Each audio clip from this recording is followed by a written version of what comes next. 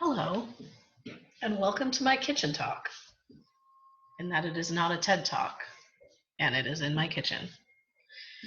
Um, so I'm going to talk a little bit, as you can see, about sexual behavior and what we know about that, particularly of soldiers during World War II. And there's a couple of reasons for this. I want to just sort of lay some things out here to start. The novel itself is so kind of cartoonish and exaggerated that it can be difficult to tell what things are rooted in reality and obviously what things have been exaggerated. So some of this information will, provide a little like real hard data, I guess, underneath it for you to understand at least the little bit that we do know about what was going on. And then, obviously the other question is, why is that relevant? The men from Pianosa spend an awful lot of time in brothels, and it certainly can raise some questions for us about Heller's maybe his point of view, his, is this guy kind of misogynistic? Like, what's this all about? Why is this particular element of the story so prominent? And does it have a connection to the larger story about someone being afraid of dying? So those are some things we're going to try and talk about, or I'm going to try and talk about here.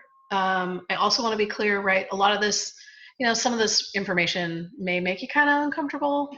And some of the, statistics and the data that I'm going to cite may really violate your own personal moral values.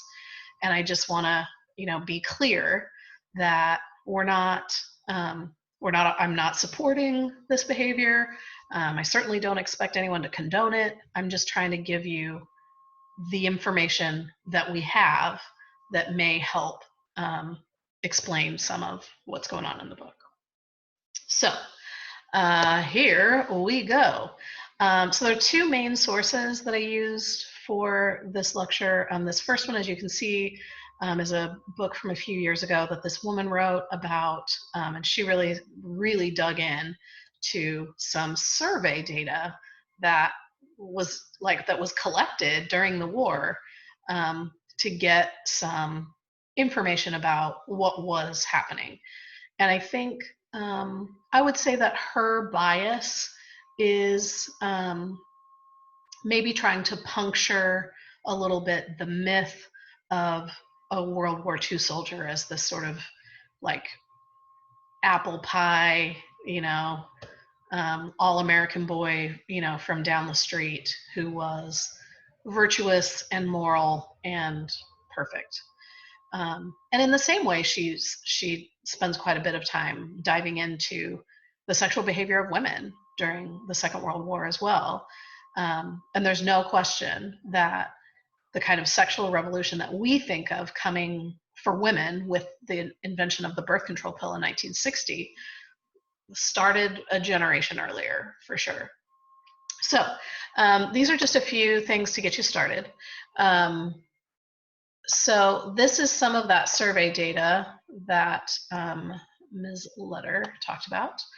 And so just as a baseline, so if these soldiers are self-reporting, and this is the important thing about all this survey data for you to remember, this is self-reported behavior, which is totally unverifiable, right? You can't verify what anyone tells you about their sexual behavior because it's private and that you can't.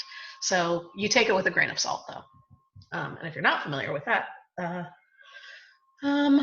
little idiom, it just means that you don't fully believe it. You leave room for it to not be true. Okay, so we've got 80% of our soldiers having sex regularly, particularly at the point at which they've been gone for 2 years or longer. The thing to remember about this war, I think I've mentioned this before, but is that if you enlisted for this war or you got drafted, you served what was called for the duration, which meant you were in until the war was over. And what that meant, of course, is for American soldiers who may have enlisted early in 1942, like right after Pearl Harbor was bombed, well, the war doesn't end until the summer of 1945. So those guys were gone for a long time.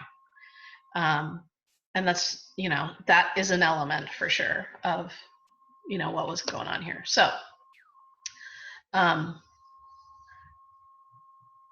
marital infidelity is clearly an element of this sexual behavior. Not an overwhelming element, but an element. And then again, thinking about self-reporting behavior, you could see why men who were married might be motivated not to report their behavior accurately, right? I mean, that's just something to think about. I don't know. All right.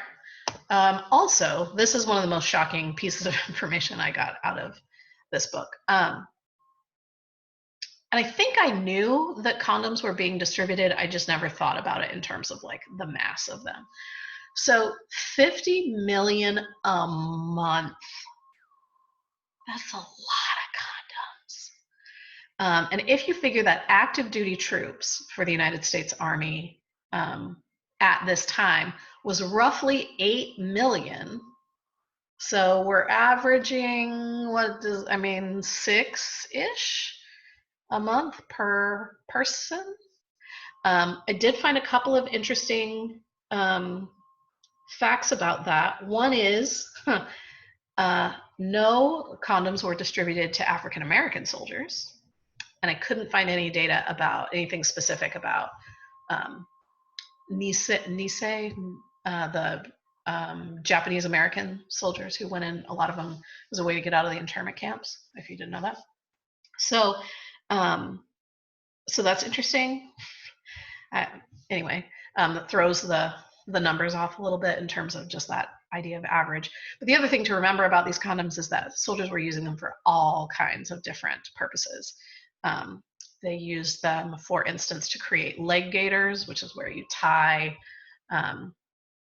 they tie them around their ankle, the bottom of their pants, over their pants as a way to try to seal them from like water or snow or whatever. They would put, like, if you had a watch with you that, during the winter or rain or whatever, like they'd tie their valuables inside of them to keep them dry. And they'd also use them to like slide over the muzzle, barrel, whatever, of their rifle to keep water out of it. So we're not necessarily saying, right, that 50 million sexual acts occurred every month, but that certainly the idea of making them, they were standard issue, which means in the same way that men were issued standard, like weekly in their rations, they got cigarettes, they got Hershey bars, they got Wrigley's gum, food obviously, but also condoms apparently. So interesting. I think it's interesting. And then the sort of consequence of all of this sexual activity that was happening in Europe is that in the 40s it was called venereal disease. Today we call them STDs or STIs, so sexually transmitted infections or sexually transmitted diseases, became a significant problem. And it affected the combat readiness of American troops, meaning that like there were guys who were, hospitalized, like Yossarian and Dunbar, right, all those guys, because of their like having gonorrhea or whatever. So at one point, by 1944, as this says, the US Army decided that it was worthwhile to create like MASH units, which are mobile hospitals, mobile armed service hospital, that would be dedicated just to sexually transmitted disease, to follow like advancing troops around and try to get a handle on sexually transmitted illness. So this is real, right? And I think that that does provide us with some context for all of this, the flirtation and the brothels and all the everything that's going on in the book.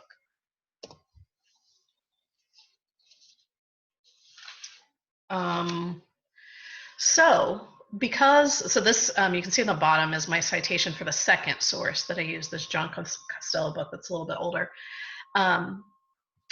What was interesting about his work is how much of it focused specifically on what was going on in Italy, which seems relevant, obviously, for us because of the setting of the book. So a couple of important notes that the British military, right, is alongside the American military starting in the fall of 1942 with the invasion of North Africa. Like moving across North Africa, they crossed the Mediterranean into Italy, and then were headed north to Germany. Like that was kind of the route that they were taking. So these British medical forces would have been right alongside American medical forces. So you can see that the rate of infection for those sexually transmitted illnesses 20 times higher in soldiers in Europe than they had been like in their training bases back at home. Obviously by the end of 1943, we have 10% of American fighting forces who have active cases of STD, which again, if you're talking about that as a decrease in combat readiness, that's a significant impact on your fighting force. If you're not familiar with the stories around General Patton, for kind of my third bullet point up here, Patton was kind of the leading edge of the American, the advancing forces. And so his bright idea, which is both crass, kind of, but also, I guess, efficient, was to assign his medical personnel to the brothels in each town as they advanced, with the idea that he needed his medical forces to treat not only his soldiers, but particularly the prostitutes, because if you figure that maybe prostitutes are infected themselves, then you can see how that's going to cause a much wider spread of illness. So Patton considered the men's access to sex to be necessary, and so he tried to make that work in his favor. So, okay. And then another thing, this last bullet point here that came out of Costello's book is the idea that in Italy, for whatever reasons, and I'm sure there's lots of research you could dig into about the conditions for civilians on the ground in Italy during the war, that for women who were trying to make some sort of income for themselves, prostitution was common, sort of normal. I don't want to say normal. I don't know about normal, but common, regardless of social class, which is interesting. So what that tells us, though, is in terms of access to women, regardless of where these troops were, particularly when they're in Italy, they probably did not struggle to find women to engage in sexual activities with. So probably not surprisingly, as a result, kind of tying back into our the stuff we did on propaganda a couple weeks ago, there was quite an effort by the Army to encourage soldiers to practice safe sex, right, to protect themselves. So, however, what we notice in this propaganda for sure is that it does not reflect ideas about the equal treatment and certainly respectful treatment of women that we would, I think, expect and if not demand today. So obviously in this first poster, the portrayal of this woman as sort of, dirty and it's the cigarette, right? And then just these kind of closed eyes about how seductive that she's being, one of the things that makes me think about for sure is this idea of like presenting women again as, right, they're the Jezebels, right? Men can't help themselves and women seduce them and it's not their fault. And so, just being reminded, and of course, obviously prostitutes would have would be motivated to seduce, but this kind of portrayal of women, that's disturbing, obviously. In another one, so we have this outline of a woman, kind of emphasizing her shape. So we have young, pretty, and easy, right? Like she is ready for you, but dang it, she is full of germs, just full of germs. So be careful and don't let her pick you up because you're gonna get her disease. Hey, you better say that. The last one here with Donald Duck is troubling on so many levels. I'm not sure where to start.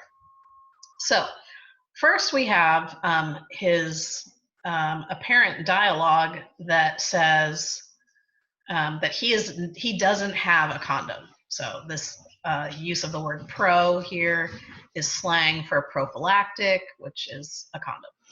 So so first, we're supposed to assume that, I guess, Donald Duck wears condoms and wants to have sex with human women who apparently are asleep or passed out or I don't know what. And so I guess what we're interpreting here is that he's stumbled upon this woman lying in the bushes. And gosh, he'd just like to have sex with her right now if only he had a condom. It's a little rapey, it seems like. I don't know. So the our sub slogan or whatever here about be sly because VD is high. I mean, hey, it rhymes and that's adorable. But I guess the slyness has to do with wearing a condom, I guess, and then you'll just be ready whenever you come across some woman sleeping in the bushes.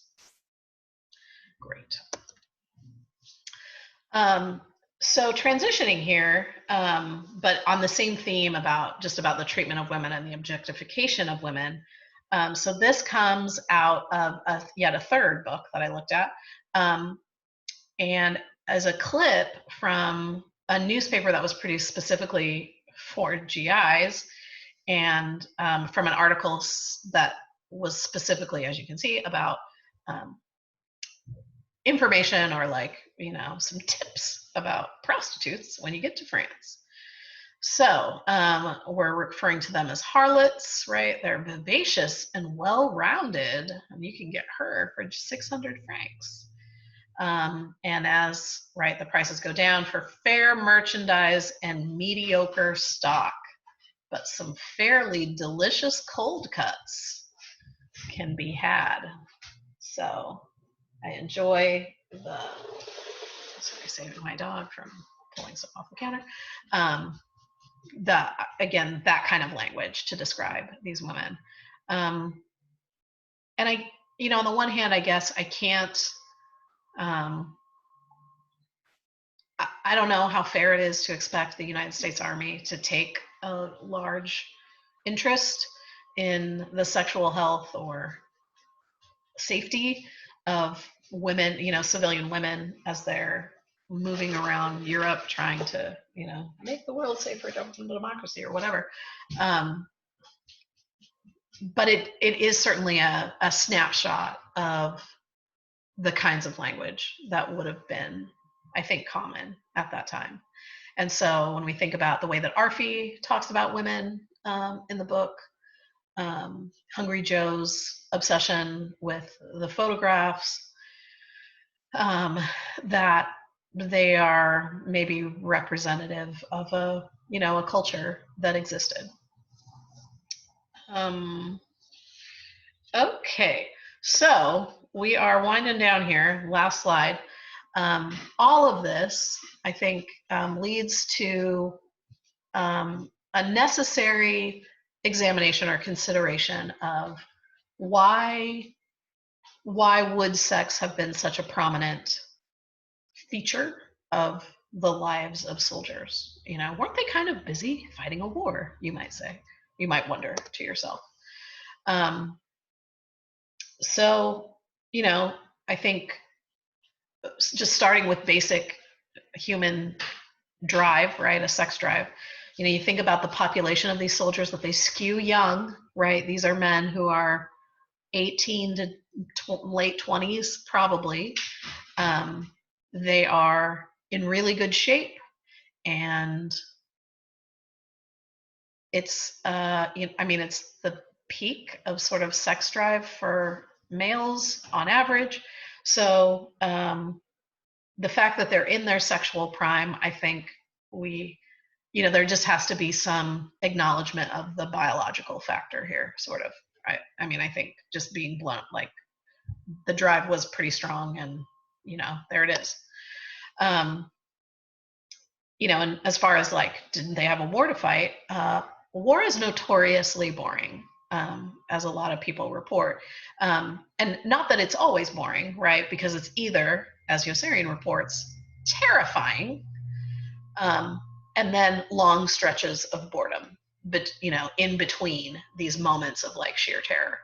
So the thing about sex is, it's available. It's fun. If we're being honest, and particularly if you don't have an exchange of money, if that's not required, it's cheap entertainment. And that's historically been true.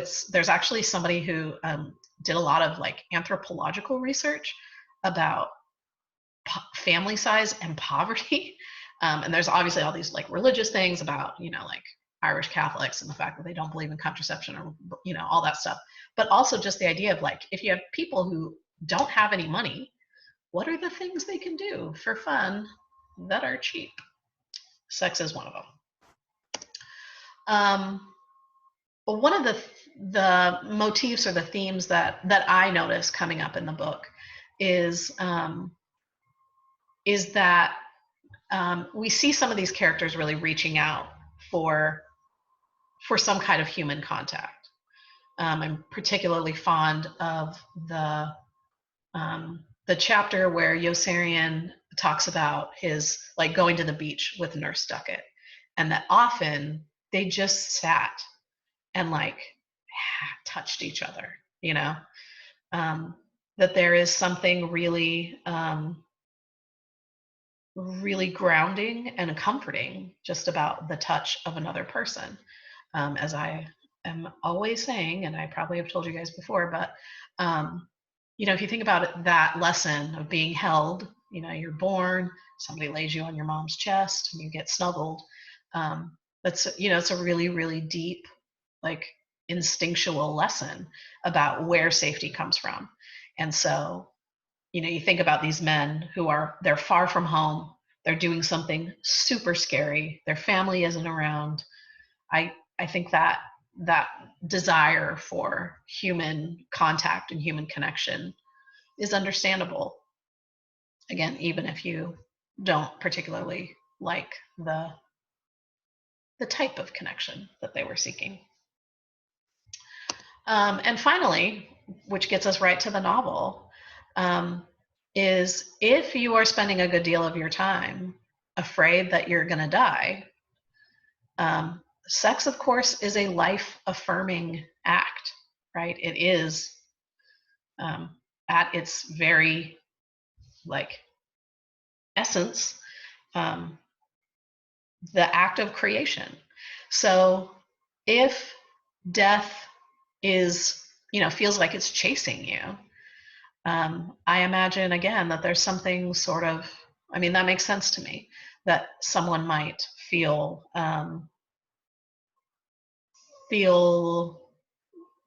like maybe taken out of that fear by engaging in this act that's really about life. So that's all I got for you on this particular topic. Those books are really interesting. If this is interesting to you, I feel like this is plenty for now. But I would be happy to answer any questions that you might have after watching this. Thanks for coming to my kitchen talk.